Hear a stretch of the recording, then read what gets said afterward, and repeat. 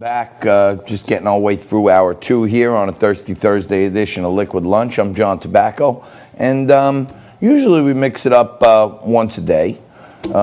Every week we mix it up for sure with these two guys. We're joined now by John Burnett, Managing Director of One Empire Group, columnist for Newsmax, and former Republican candidate for New York City Comptroller, and David Eisenbach, our own presidential historian, Columbia University professor, and Democrat candidate for New York City Public Advocate.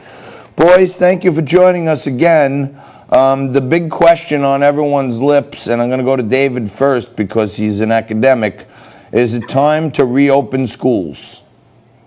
I think it depends on where. Right now, Columbia University and the other schools in New York City universities are going to be completely online in September. We still don't know exactly what the city schools are going to be in. Bill de Blasio talked about a blended situation, but even that was amorphous, and Andrew Cuomo was very quick to say the decision hasn't been made yet. So it depends on where. If you're in a coronavirus hotspot, it's going to be hard to open up the schools. Johnny, what do you think? I don't think it's a matter of where. I think it's a matter of how. I think there needs to be adequate levels of PPE. There needs to be established protocols and the monitoring and enforcement of those protocols. As we've seen internationally and locally, kids for some reason do not contract the virus at alarming rates. So the real focus and concern, are the administrators, the teachers, and I think we can actually implement the right protocols to get students back to school, back learning, so that way they don't fall too far behind. And let's be honest, a lot of these children, they need to go to school, not only for their mental health, which is extremely important, but also nutritional value in terms of the meals that they actually get from the public school. So we need to just get it done and figure out how. Yeah. It's not going to be easy, though. I mean, it's one thing to say, let's do it blended, spend some days in the school, some days out. But I can tell you as a teacher, and having spoken to teachers, doing, the blended situation, very, very difficult. Teachers are going to need a lot more support. Hey. Some of those teachers and the teachers union don't like change. So a lot of it is just resistance to change. And I think if we actually implement more communication, get some ambassadors, not just educators, but people within academia, as well as business people, as well as other people from various industries and backgrounds to support a plan, I think we can get there. I think the death rate for children under 12 is like the number's under 100 across the whole country. Do we really need to lock down the whole school system for something that's so finite?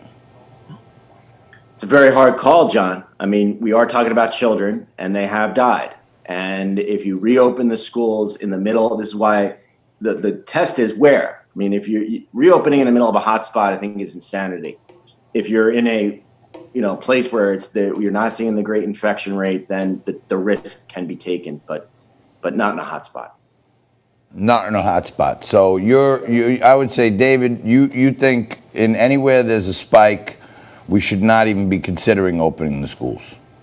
What I would do is I'd leave it up to the health experts and the governors on the ground to make that decision. Johnny B. But taking an ideological approach to a medical problem, especially one involving children, that's the level. That's insanity. Yeah, JB. What about the California Teachers Union is laying down a set of laws now that they're not going to send the teachers back to work until they defund the police and they release people from prison.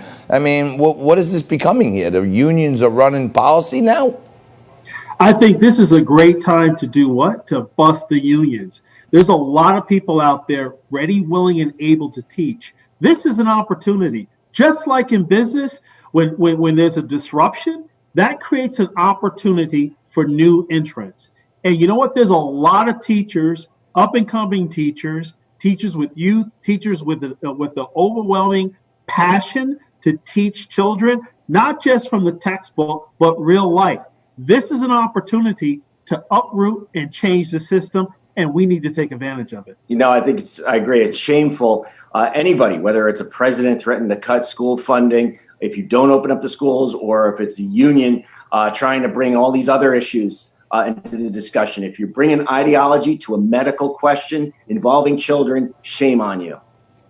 I disagree with that. The thing is, What? why should you get the full funding when you're not actually doing what you need to do? That speaks because you don't want to put the lives of children and teachers at risk. That's why you don't open up the schools. What we need to do, no. Look, the problem with the left is that they always look for a perfect solution. Here on earth, because we haven't made it to heaven yet, there is no perfect solution. There are risks with every decision. We need to take precaution. We need to issue mitigating measures and factors to reduce the risk, focus on the how, and most of all, get it done. Look, I'm not looking for a perfect solution. I want a scientific solution. And I know the right doesn't believe in science anymore, but I do. And that's the only thing that's going to get us through this crisis, not some ideological commitment to making the stock market rise before Donald Trump's reelection.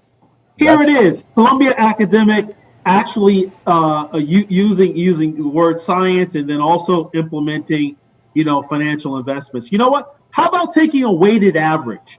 Not just completely surrendering to all scientists, but taking a weighted average, people from academia, people from business, people from science, and how about the parents weighing in as well?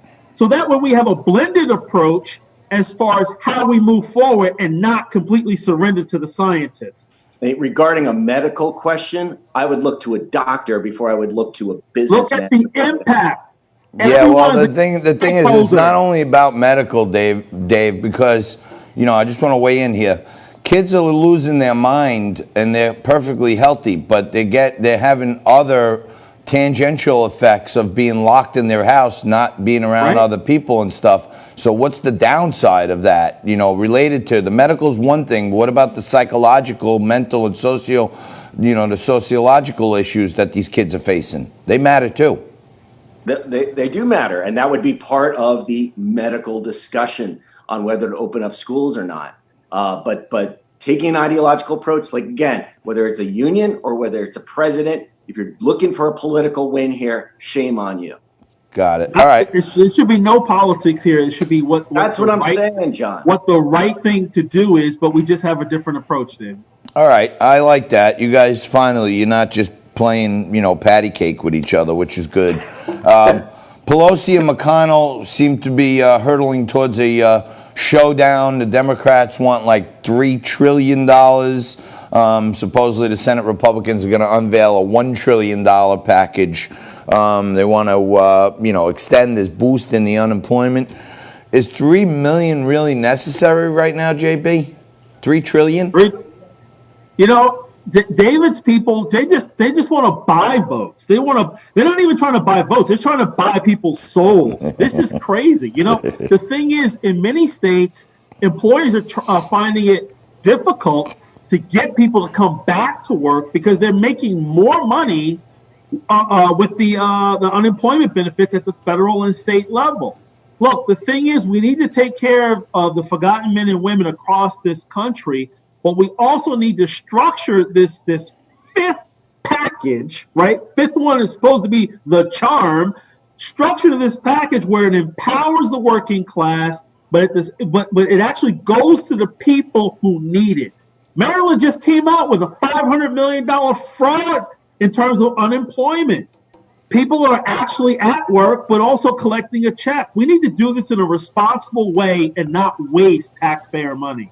Once again, as long as the taxpayer money is going to unnecessary wars, tax cuts for the rich, corporate welfare, bailout for the banks, you guys on the right are all no problem. Deficits don't matter. But as soon as it's going to actually putting money in the pockets, not just of the working poor, but of the middle class, which is what the $3 trillion plan will do, all of a sudden now deficits matter, right? You guys got to get your story straight on the deficit. Deficits always matter, David. Oh, that's not what Donald Trump said. Hey, listen. Hey, can you? The budget deficit to record levels last month. it was an 800. I never use my gavel with you guys. I got to use my gavel now. Please do. I dropping the hammer. It's a drink. All right, listen. Can you guys hang out? I got an open segment after this. I got 2 more topics, and you guys are being too combative today. I need more time with you. Can you do 5 more minutes with us? Yeah. All right, great. We're going to keep these guys, hold them over so nice. We're going to do it twice. Right after this, more Mix It Up for you on Liquid Lunch.